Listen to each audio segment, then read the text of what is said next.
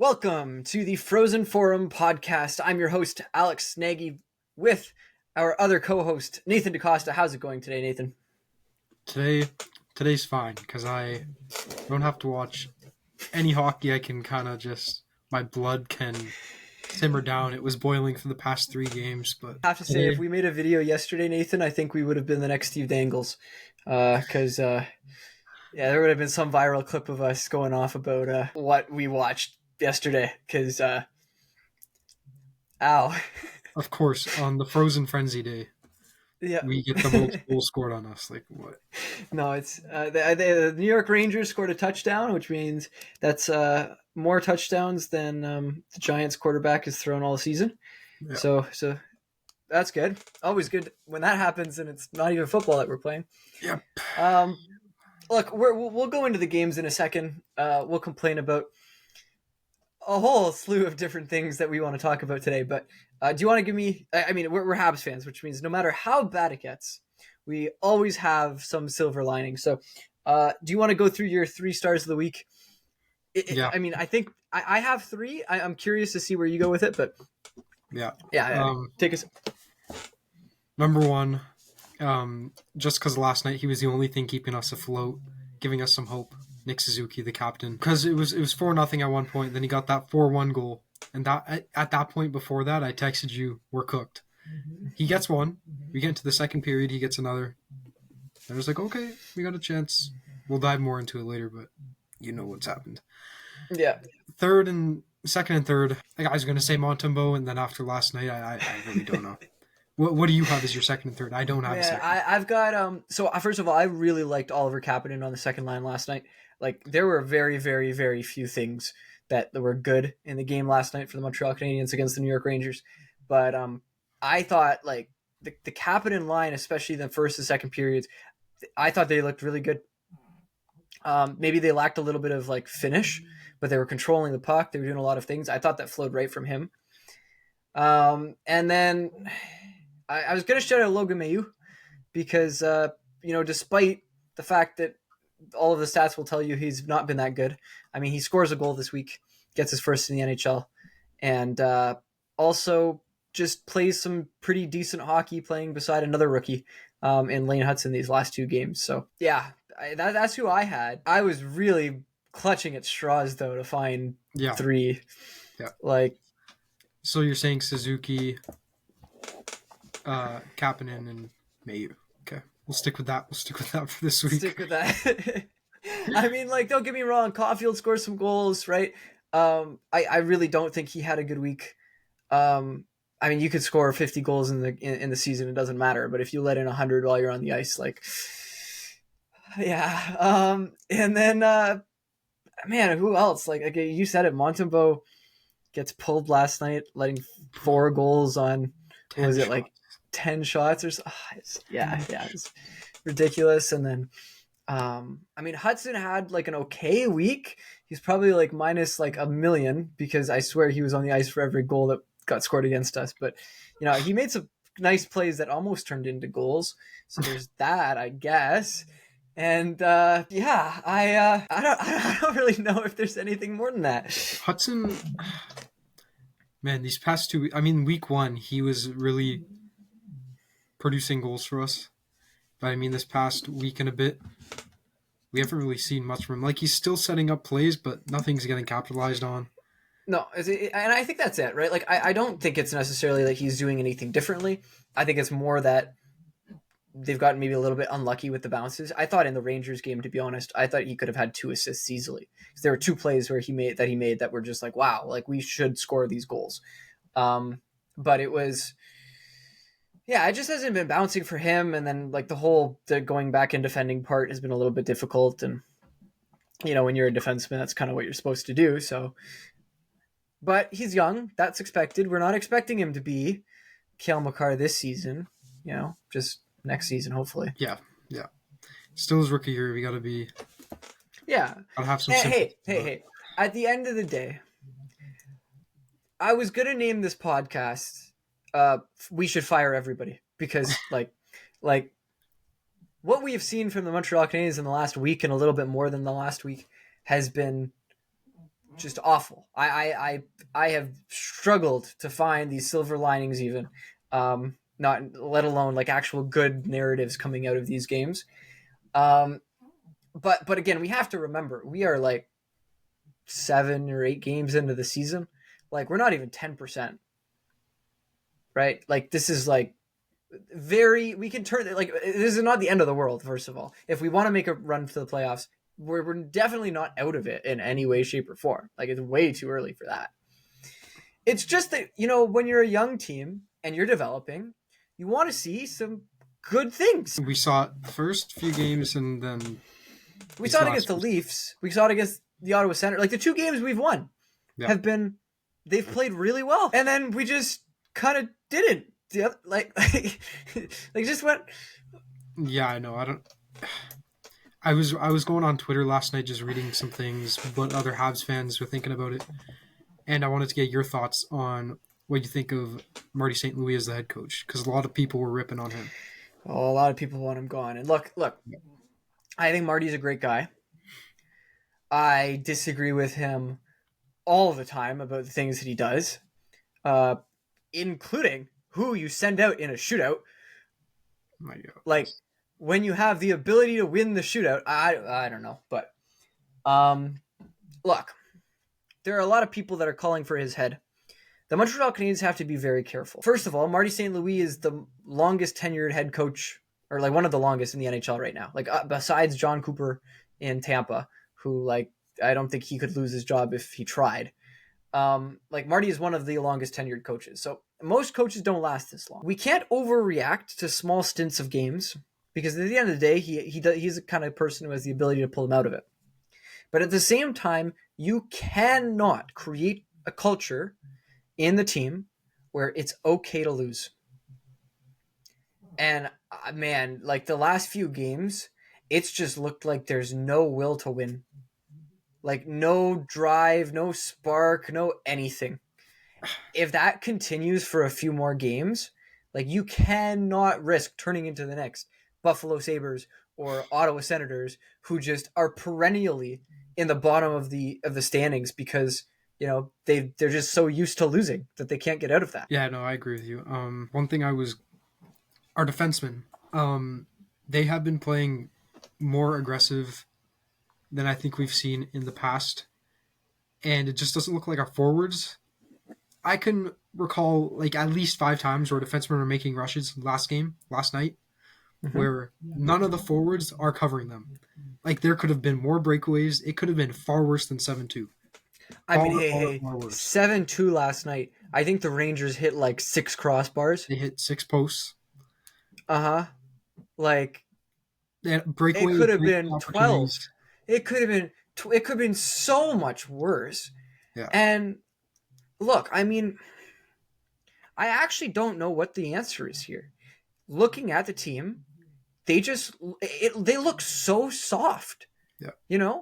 And like I don't even mean that in the they're not going into the boards and checking hard and whatever. It's like every play that they make is like soft. They're like scared of like touching the puck too hard, like they're scared the puck's gonna jump around and go, oh hey, don't touch me, like you know what I mean, like it's ridiculous the number of times that in like last night's game, like the game against the Islanders, the game against the LA Kings, like they make these stupid little passes where they're like, oh, here, I'll give you the puck. And it's like, you're not putting anything on it. The other defenseman just walks up and takes the puck because the puck is like dribbling. It's like you're trying to curl the puck over to your player so that it just barely lands on his stick. It's like even last night, I mean, that goal, that 6th goal from the Rangers, like what was it? I mean, Hudson was on the ice, but it was I think it was Kapanen who is like in the defensive zone. He gets the puck on his stick and he makes this little flub of a pass and it gets intercepted and they go score. Like in our own zone. It's like, you're defending. You cannot, under any circumstances, when you are defending, make small little fancy plays. It doesn't work like that. Like get the puck out of the zone and then figure out what you're trying to do. Yeah, it's also really important that we get ourselves out of this because, I mean, we've seen it in the past where teams get a lot of young talent and they get a lot of hype behind them where they're supposed to do really well, and they don't perform how they're supposed to do. Like one team I can think of is the Anaheim Ducks. They had a few really good stars come, and then they didn't produce for a few seasons there, and now they're still one of the worst teams in the league for I don't know how many seasons it's been now. But Montreal this season, we have a TV show come out on Crave. We have all this hype around all these young guys.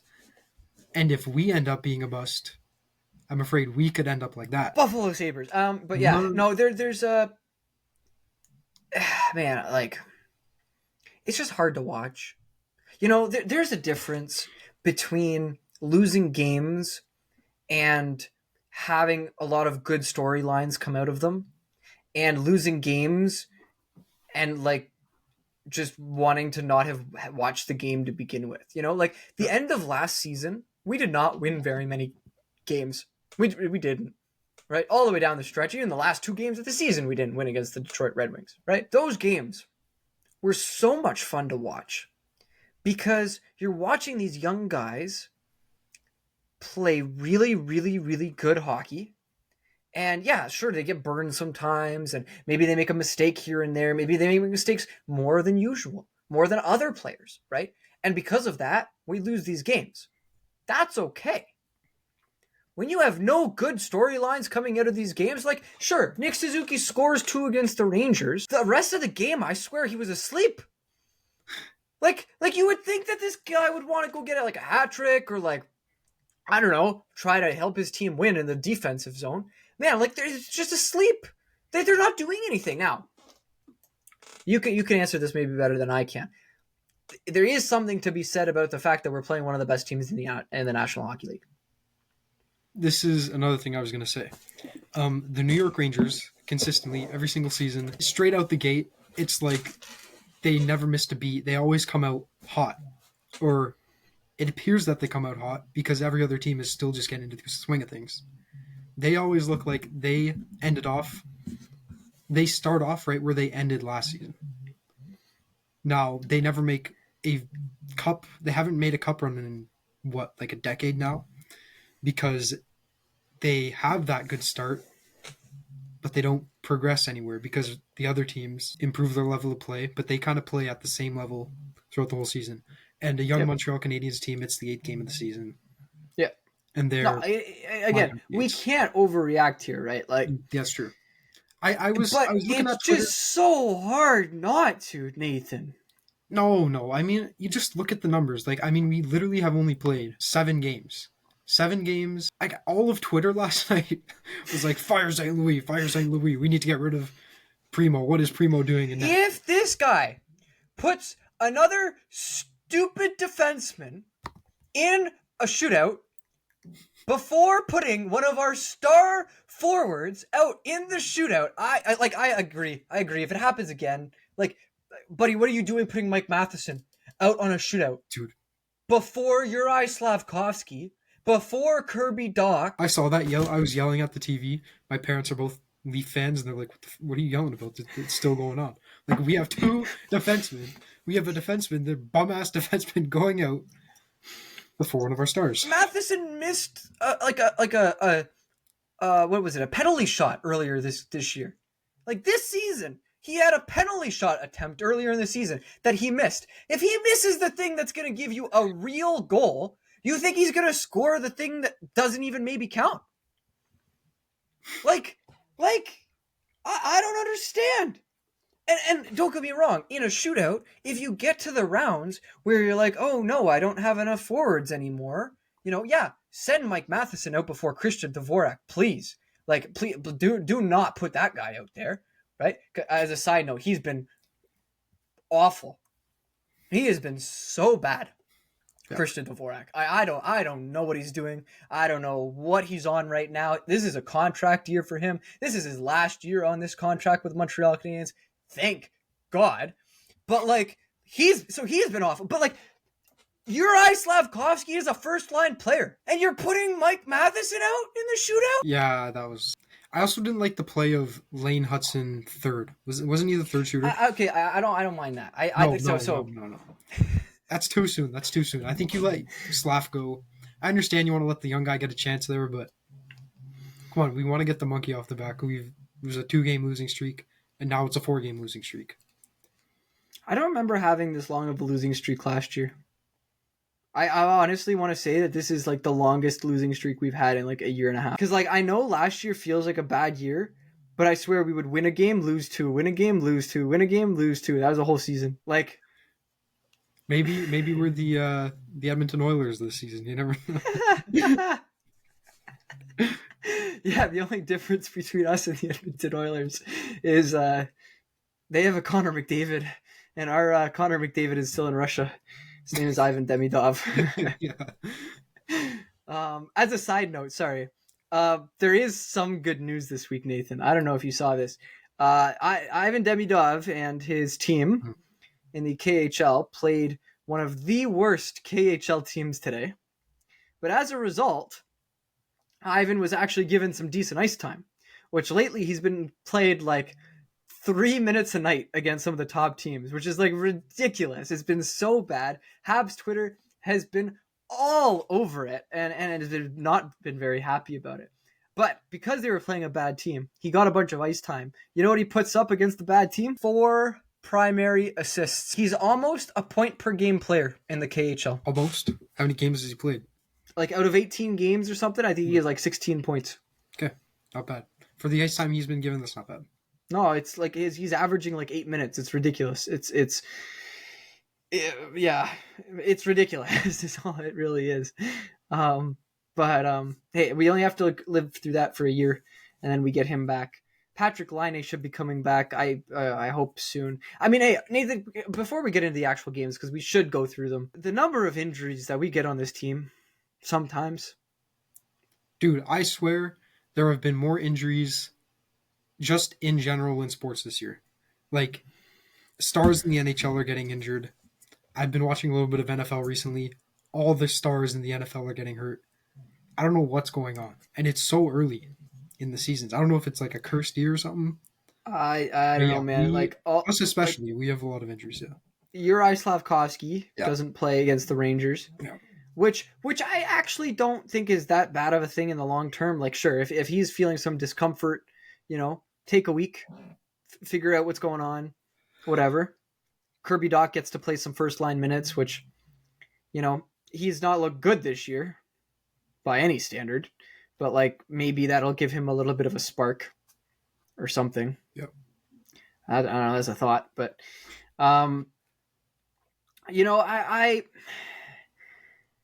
we see Caden Goalie go out. He didn't even travel with the team to New York, and I mean in that game that he gets injured, Matheson went out for the game, and so Lane Hudson ended up playing 30 minutes as a defenseman in that game, which is ridiculous. That's insane. Like that's a lot of minutes. Those like John Carlson minutes right there. Yeah, but he's 20. Like the kid's 20, right? So like he was pretty good too, according to the advanced stats. The advanced stats thought he was pretty good. But man, like overall, it just hurts. See, and then obviously Justin Barron in this game, like he's going to be gone for. How is Jacob Trouba not fined or suspended? He comes in with a flying elbow. It's a textbook Jacob Trouba flying elbow. He does it season after season, and Barron's KO'd. He doesn't know where the hell he is. He's staring at the boards in La La Land. He can't stand up. What to his head? What? Like, I don't understand how you can't call anything there. I might regret saying this one day. Barron cannot put himself in that spot. Yeah, it was a bad spot, but Trouba's still coming up like that. Yeah, but man, Barron cannot get in that spot. Like, it was a dumb cut. I think that the thing that was egregious about that whole thing was that Matheson got kicked out of the game.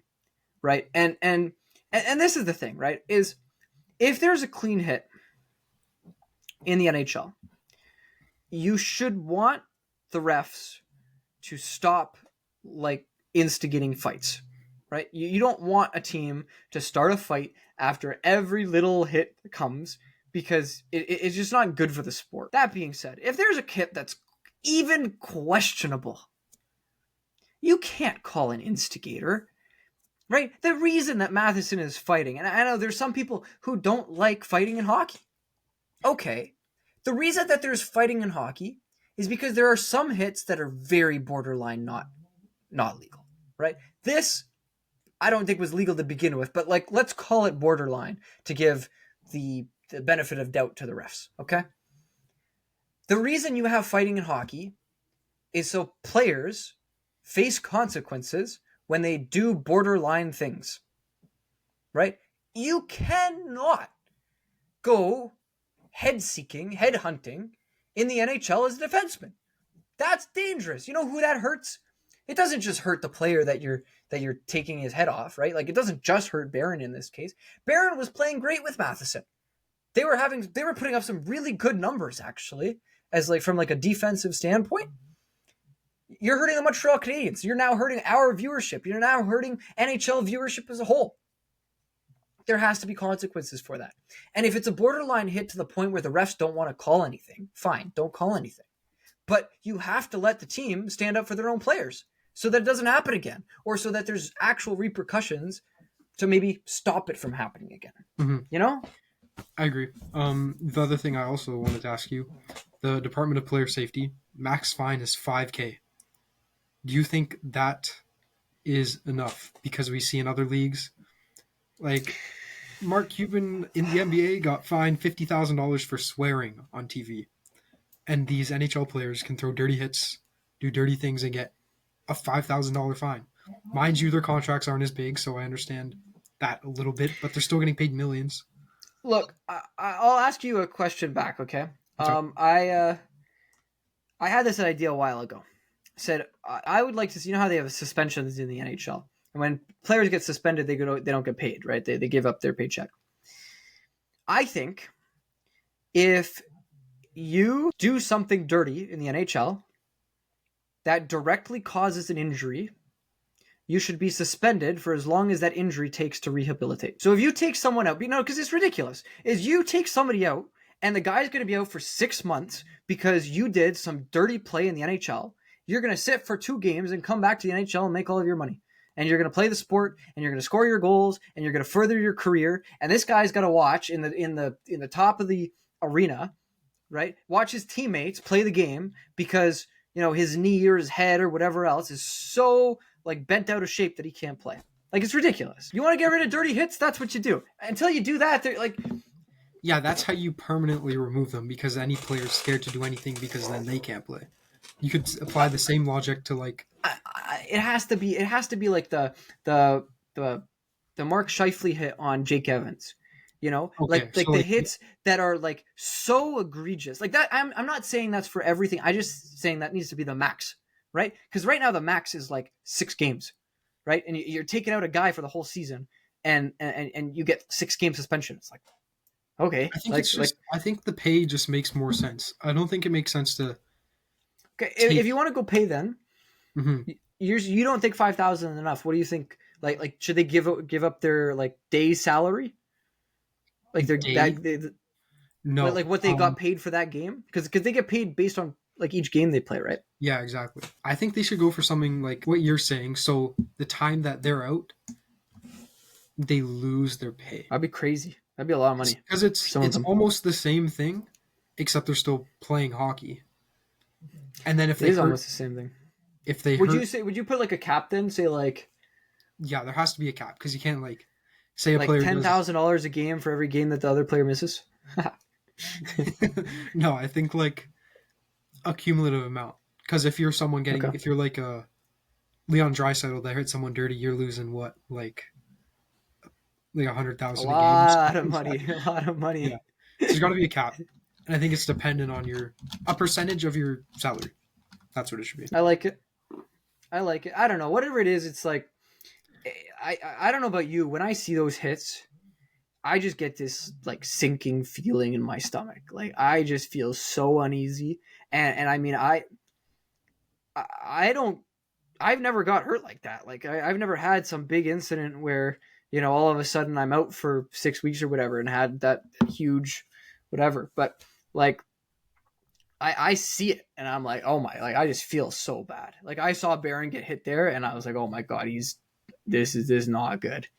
Like he got spun around, and the worst thing was like he stopped pretty quick, because like when you get hit, and you get sent flying. Say it's an open ice hit and you just get sent flying. Those honestly don't hurt too bad as long as you don't hit the boards.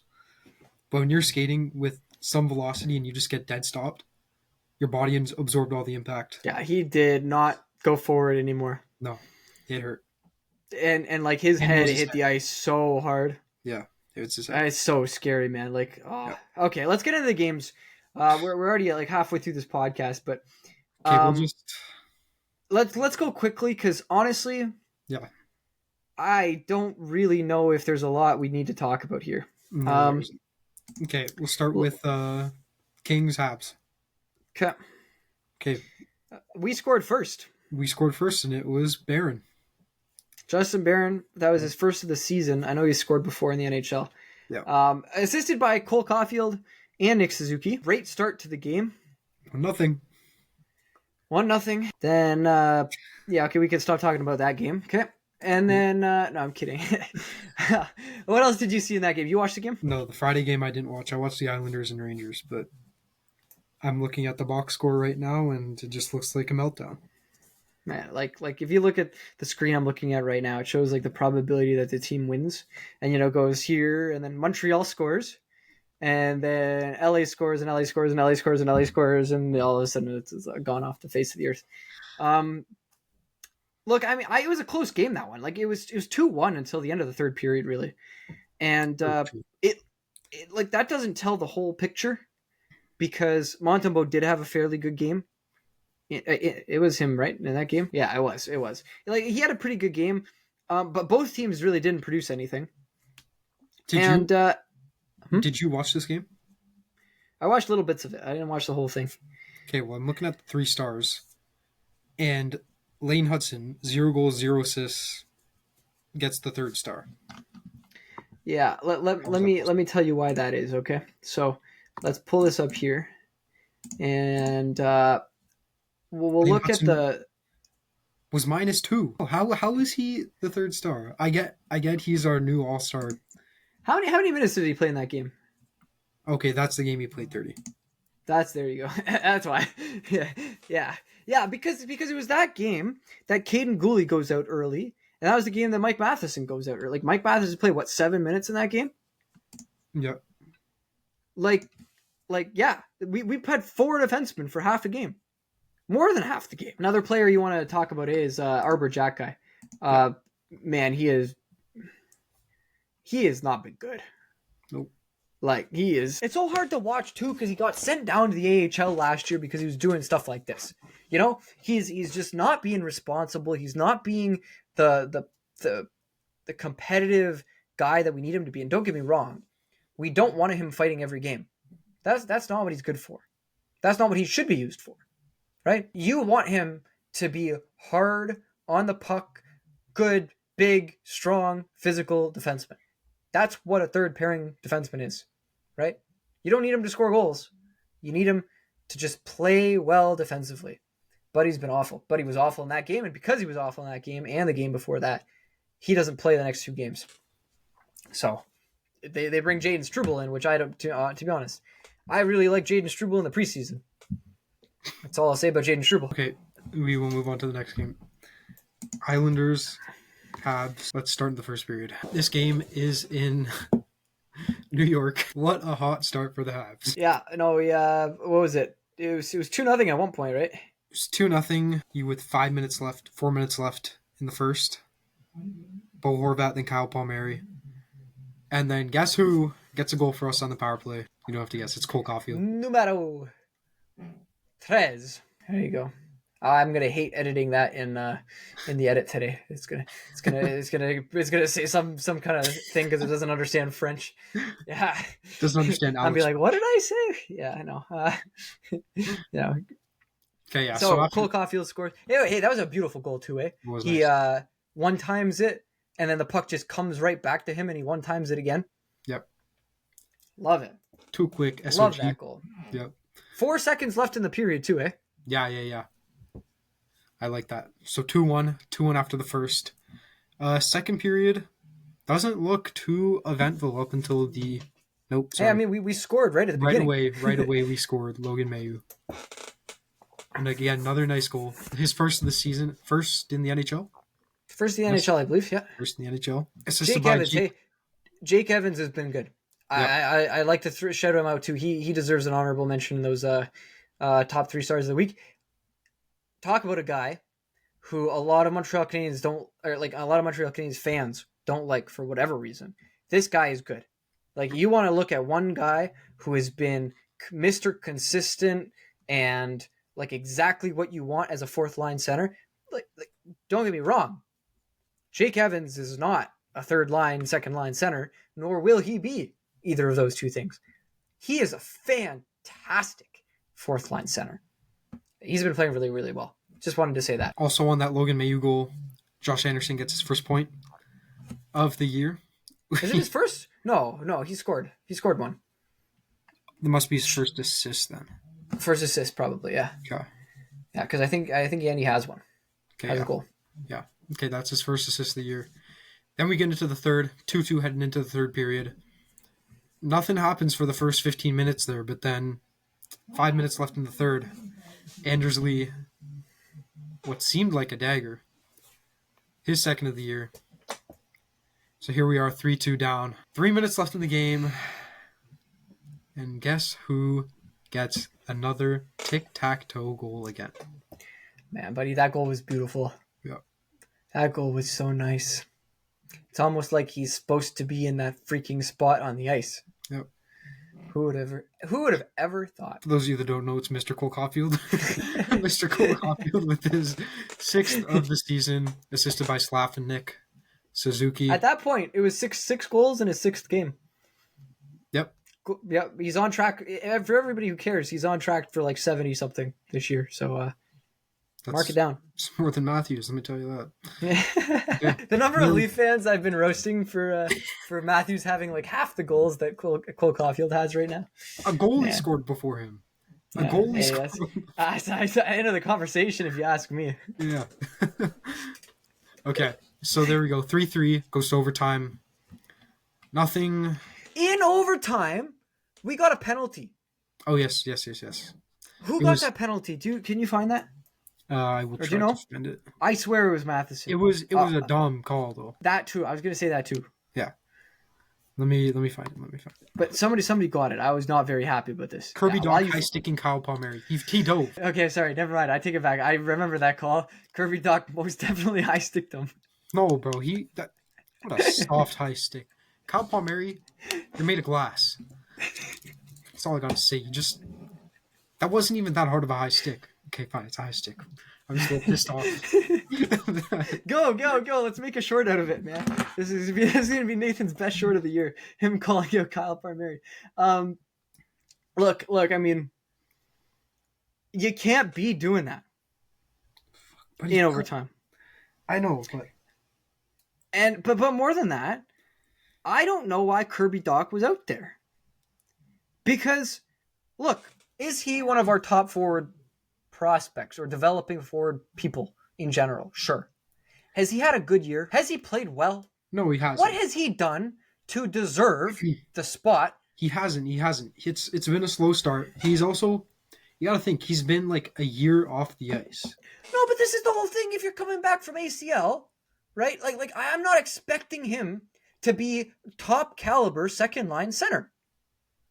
But if he's not playing like top line second line center, whatever, like put somebody else on the ice. Don't put the guy that's been like having such a hard problem with like skating back to their own end, right? And like the same thing, they put Christian Dvorak out there for 3-on-3. Like, what's he doing there? Dude, and did you watch the whole overtime? Yeah. Okay, we had our 3 killers on for a minute 30.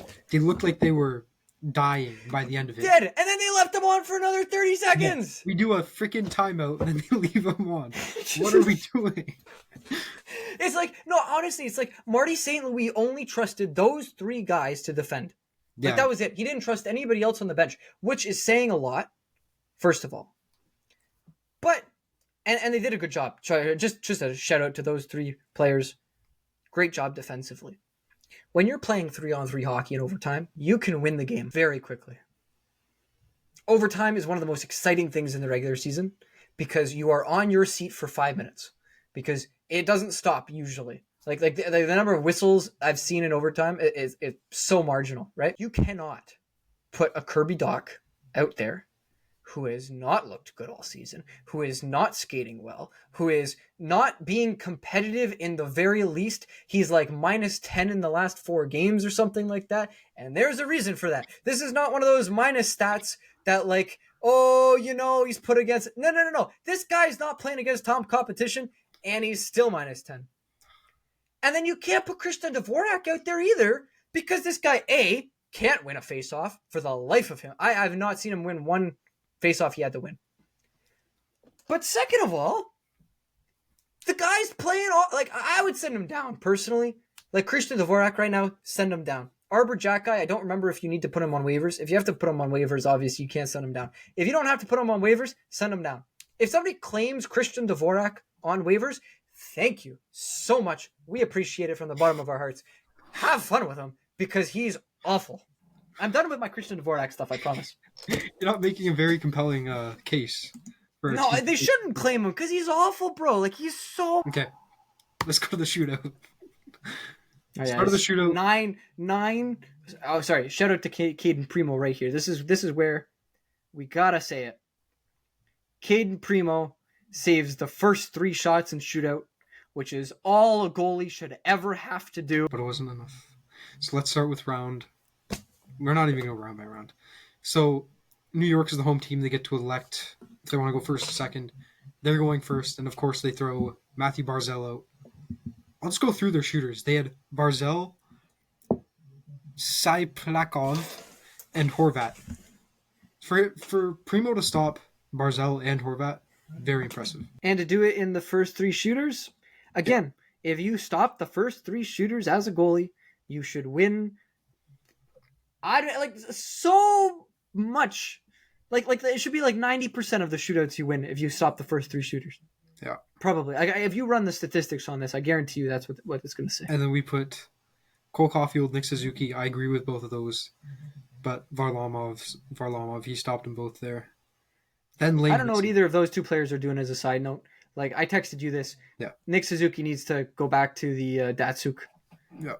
I don't understand why he changed it. Like, Buddy scored on like 5 straight shootout goals and then just stopped doing the move. Like, I know. Doesn't make sense. And then, okay, this is where I don't agree with the decisions. Lane Hudson third. This is a chance to win the game, and we're throwing Lane Hudson on the ice. He's been good for us, but I don't see why you don't put Slav. When I didn't see Slav on the ice, and I didn't see Slav on the ice for like another 4 rounds. Do you remember last year when Slavkovsky won the overtime the shootout against Buffalo? Kind of, yeah. There's I think he was the 3rd shooter, and they sent him out, and he did that move where he goes like from the left to the right, and then he tucked it back around the left side of the goalie. Yeah. And it was so beautiful, and he just put his arms up like this, like he was the king of the world, because he knew he just won the game for the Habs. And you put Lane Hudson. Who'd you put 4th? 4th was Kapanen. Okay, Kapanen, I don't mind. Kapanen did a really good job. I like Kapanen. I liked Heineman next, I think. Yep, it was Heineman. Heineman did well as well. And then you put out Alex Newhook. For no particular reason. Guy hasn't scored yet this season. Next. Our favorite guy ever, Mike Matheson. Mike Matheson, the guy who is sort of good at defending and cannot... I don't know why he's considered an offensive defenseman, to be completely honest, but yeah, put him out there. And then Slav in the 8th round. It's like... What are we doing? And then Mayu... I guess if you're putting Slav in the 3rd, Mayu at 9. Like, there's still some... Like, look, I mean, by that time, it's like, whatever. I think you have to change who you're putting out based on whether or not you can win the game. Bro, it's... Any other coach would have done Cole, Caulfield, Suzuki, Slav. Slavkovsky, of course. First line. I don't care how well he's been playing. The guy has hands. Now, he didn't use them in the shootout, which, I mean, Nathan, would you use your hands if you were sent down to the 8th spot in the in the shootout order, being told you're the 8th best player on the team. Like, I'd be pissed off. I'd be like, I could have won this for you 5 rounds ago. Okay, so we lose that game. Again, We lose that game. I honestly, I don't think we deserve to really be in it to begin with. We got outplayed again. The New York Islanders had 36 shots on goal. Montreal had 24. Like, we're talking about 40% of the game is Montreal, 60% is the Islanders, just from a shots perspective. Yeah. Expected goals and all that kind of stuff showed the exact same thing. I can't say much. And then Frozen Frenzy.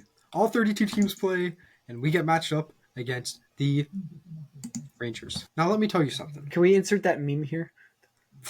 Which one? Let me tell you something. I watched the national anthem. Whoever was singing the national anthem last night, beautiful. Absolutely gorgeous girl. If you know what her Instagram is, drop it in the comments below. She was very gorgeous. But besides that, I watched the game, right? And of course I see Mika Zibanejad, the third trailing man. I saw it happening the second they broke into the zone. Zibanejad scored less than a minute in. And out of frustration, I changed the channel for just like 5 minutes. 5-10 minutes, just to let my blood just cool down a little bit, because we just got scored on so quickly. So I watched one of the other games. I think it was I watched the Leafs game. They also got pulverized yesterday. Which is a lot more fun to see. It was fun to see. So the Leafs, they started getting beat up. And then I was like, okay, I'm feeling a bit better now. The Leafs are losing. Let's go back to the Habs game. It is 3-0. I changed the channel for 10 minutes. Mika Zibanejad, Jay Brodzinski, and I think it's Ryan Smith. Riley Smith. Riley Smith. Yeah. So 3-0. And then at this point, I'm just, okay, I got to see what happens here now. They score again.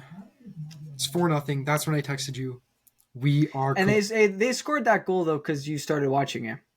Yeah, you know how that works, right? You know the still... Yeah. Yeah. So I should just stopped... I should just not turn the TV back on. Yeah, in which case they would have scored anyways, because they also scored when you weren't watching, but yeah. Yeah, exactly. And then, our Lord and Savior, Mr. Suzuki, gets 1 goal to give us a little bit of hope. This was 7 minutes left in the first period. Suzuki scores 4-1 after the first period. Now, what did you see in the second period? Man, Nick Suzuki, and he scores again. It's a beautiful goal, as a side note. Nick Suzuki, both goals, beautiful goals. The guy knows how to score. He's had a slow start to the season, which means he has 6 points in the first 7 games of the season. I don't consider that slow in any book. And I don't think most players would either. But he has looked slow. He has looked sloppy. He has looked a lot of other things. But he gets 2 goals. So can you really complain about him? No. Giving us a lifeline here. It's 4, and then they score so close after. What was it? 3 minutes apart or something like that? 3 minutes after. Yeah, 3 minutes after. Mind you, after their fourth goal in the first period, that was the 10th shot on Montembeault, and he was Montembeault got pulled. He was yanked. And hey, sorry again. Montembeault wasn't good, but I don't know very many NHL goalies that are stopping any one of those 4 goals. The same can't be said for Caden Primo, because, man, that 5th goal was awful. That 5th goal, I don't even know what happened, honestly. I watched the goal and I was like, what did I just watch? That's got to be the easiest shot I've ever seen on net, ever. And he just didn't stop it. Yeah. I saw a tweet about this game that said, all we've learned about the Montreal Canadiens is we have 3 good players and 1 NHL goalie and 1 AHL goalie, and that's all we know right now. Yeah, and that's what it seems like. The goalie's got to step it up, man. It is the Rangers. They always come out hot, but we got to be stopping more than 4 goals at least. We can't be letting 4 goals in a game, and then 7 last night. Cannot be doing that. And then we go to the 3rd period, and after that Justin Barron hit, things got a little testy, and we started to get more physical. I thought the physicality in the game was pretty good, and actually pulling it up, one of the cool charts that I have access to is a chart that shows the expected goals for on one axis and the expected goals against on the other axis, right?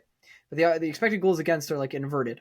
So basically, if you're in the top right quadrant, you played really well, and if you're in the bottom left quadrant, you were awful. Okay. Guess who is the only two players in this game who are not in the bottom left quadrant, i.e., the worst quadrant? Guess who the only two players were? Habs players? Yep. Oh no, because all of the Rangers players are in the good quadrant because they played phenomenally. Don't get me wrong. No, out of the Habs players, which are the only two that are not in the bad quadrant? Nick Suzuki and Nick Suzuki is very firmly in the bad side of this chart. Because look, he was on the ice for two, for two expected goals per 60 minutes. Okay, he was also on the ice for over 3 expected goals against. So like that's not good. Like you can score 2 goals a game if you want to, but if you give up 3, it doesn't matter. Okay, I'm gonna try and guess this based on the box score. Okay. You're saying it's not Suzuki? This is insane. It might actually, if you go by plus minus, maybe that'll help you. Mike Matson? Nope. Oh, he's firmly in there too. He wasn't good either. Barron? Nope. Barron's. I don't even see Barron, honestly. Josh Anderson? He's Josh Anderson. Yes, is 1. Josh Anderson is 1 of 2. He was actually on the ice for the most expected goals for the Montreal Canadiens in the game out of all of the players. Brendan Gallagher. No, honestly, I don't think the chart is big enough to have him on there. Oh. Okay, who's the other? Because I have no idea. Michael Pezzetta. Oh, yeah, I don't know why I don't know why this is his first game. Yeah, that was my thought too. This kid is so good when he plays. Like, man, he plays with such a good spirit. I know. When I heard, I don't even know why I didn't think of him that much, like those first few games, but like I heard the game go on and they just said it was Pizzetta's first game and I was like, really? Yeah. So I just checked my phone and I was like, oh shit, this guy is not playing. This isn't a very good representation because he was still -3. He was, but he was actually like the goals that were scored while he was on the ice shouldn't have been goals. It's basically what this says. And that's pretty cool. I mean, again, you look at the Rangers and they're so far up in that good box that it's not even funny. And most of our players are so far down. Yeah. I mean, I said that I thought Oliver Kapanen played a good game. The stats tell the opposite story. The stats did not like Oliver Kapanen's line in last night's game. So we go on. Nathan, do you have the games up for this week that are coming up? We're still going to watch them, even if we don't necessarily want to. I will pull them up, and I will also say notable things that happened this week in the NHL. Aside from the Habs, honestly, not much. I mean, there was the Frozen Frenzy. There was the Frozen Frenzy, which we can't watch because we're not American. Brandon Hagel got a hat trick. Connor McDavid had 2 last night. It's good for him to see him backfiring. Oh, the Frozen Frenzy was fantastic. I could tell you exactly what my fantasy team did because, as a side note, it's you versus me this week, and buddy, you are not winning this one. Because your team Victor Hedman is so overperforming right now. Victor Hedman, the defenseman, gets 2 goals last night. Love to see that. Like, our defenseman can't score goals, or can't get assists, let alone score goals. Victor Hedman's over here scoring 2 all by himself. Yeah. Man, Sam Bennett's been really good on the Florida Panthers. There are a few others that are all on my team, but yeah. Like, I mean, I'm ahead in the league by like 30 points or something like that. Yeah, you are. And of course, I'm against you this week. If I go against other people, it will win. Okay. That's how it goes. This upcoming schedule. Our next game is not until Saturday, so we can. This is actually not. The Habs can have their day to cry and just get back into it. So on Saturday, we play St. Louis at home. St. Louis is 4-3 right now. So they are 4-3. I don't know what that means. Neither do I. I don't know who they've played exactly, but yeah, I don't think. There you go. I don't think Jordan Binnington's been playing like. He's nowhere near his peak, is what I'm getting at. So I think it's a game where we do have a shot. as long as our defensemen play defense, and when they make rushes, our forwards back check. You know what this? You know the saying, forecheck, back check, paycheck. Somehow the Habs are getting away with just forecheck, paycheck, and lose. And lose.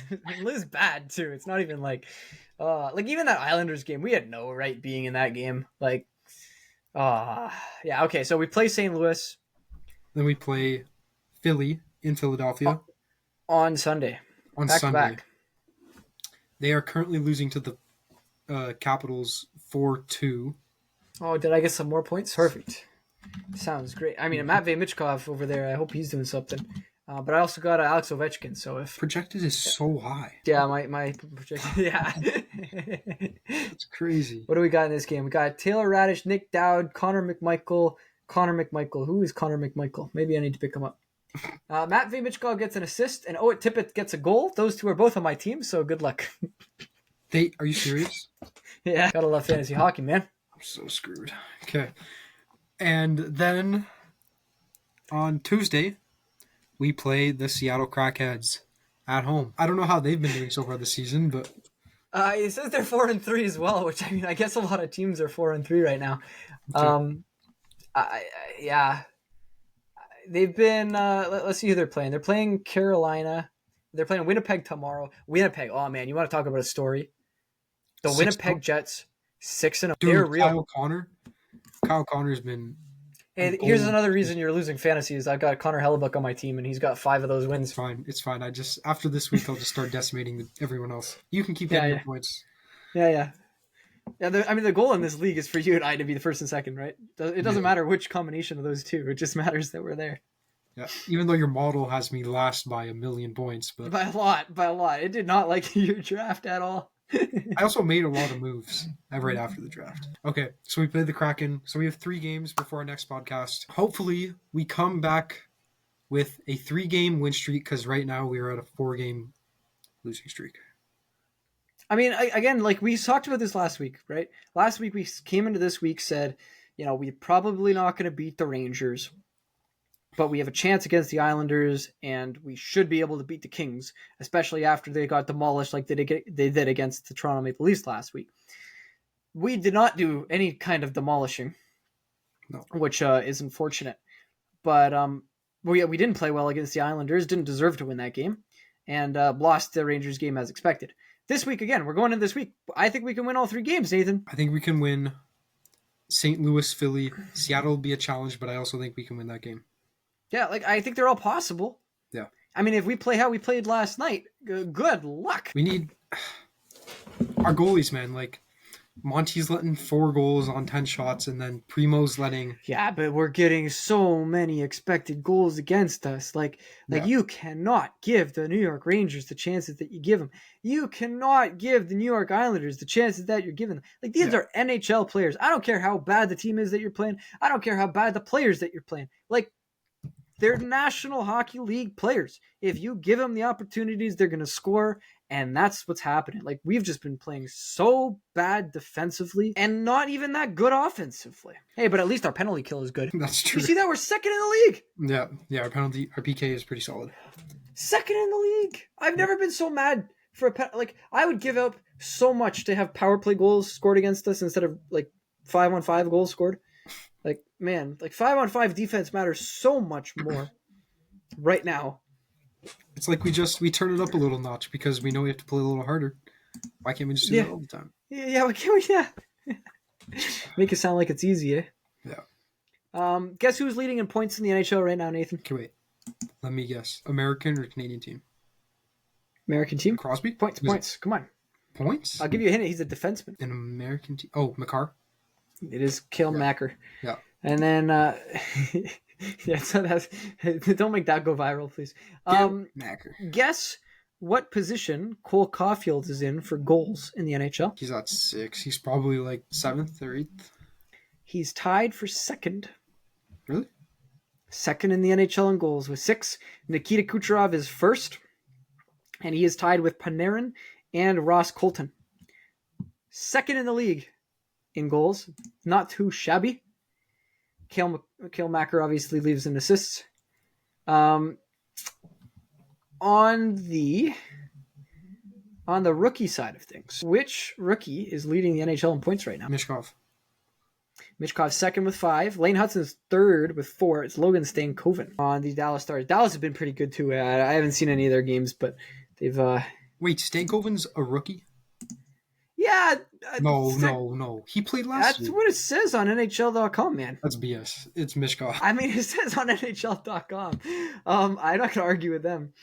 The one I really wanted to pull up, though, is what rank is our buddy Lane Hudson in terms of time on ice per game played?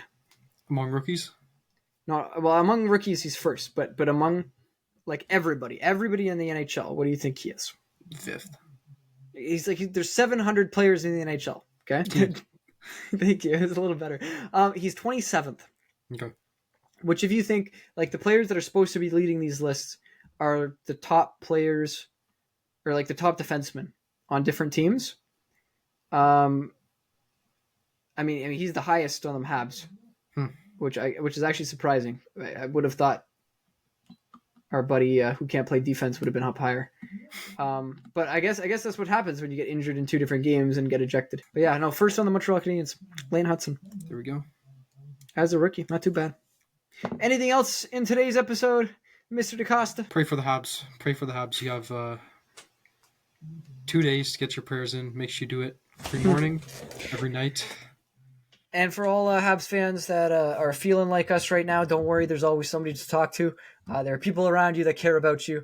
And even though the Montreal Canadiens matter as much as they do to us, they're not the end of the world. It is not the end of the world just because they are losing. We can still see the light at the end of some tunnel. And if you want to really know where the light is, just remember that New York Rangers team that absolutely demolished us last night was built by the exact same person running our team right now. So, you need any consolation? There's your consolation. Feel good. Get outside. Don't feel too sad. It's just at the beginning of the season. 7 games in. Yeah, I feel like last night there were a few too many people locked in dark rooms. It was very dark on Twitter. I mean, it was very dark watching it. It hurt. Like, it was one of those where I'm like, oh, I'm so excited to watch. Oh, no. Okay, like, we can cut. Oh, no. Oh, we can. Okay, so that's the game. Yeah. Okay.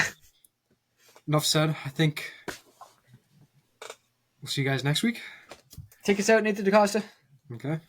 Well, to those of you that are watching us or listening to us, however you consume this content, thank you for tuning in once again. We really appreciate it.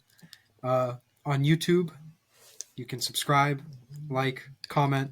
Make sure you hit that bell notification so you get notified when we post these full format podcast episodes. You'll also get access to our shorts. Make sure you follow us on TikTok, Instagram, Twitter or X, Facebook. You can listen to us on Spotify, Apple Podcasts, Amazon Podcasts, and everywhere else you get your podcasts. Yes. There we go. Yeah, if you're listening to us on Spotify, by the way, make sure you give us a 5-star rating. It really helps with the algorithm and pushing our podcast out to more audiences. So we'd really appreciate if you guys could do that for us. So yeah, thank you for everyone that's made it to this point in the podcast. See you all next week. Au revoir and go Habs go. Adios.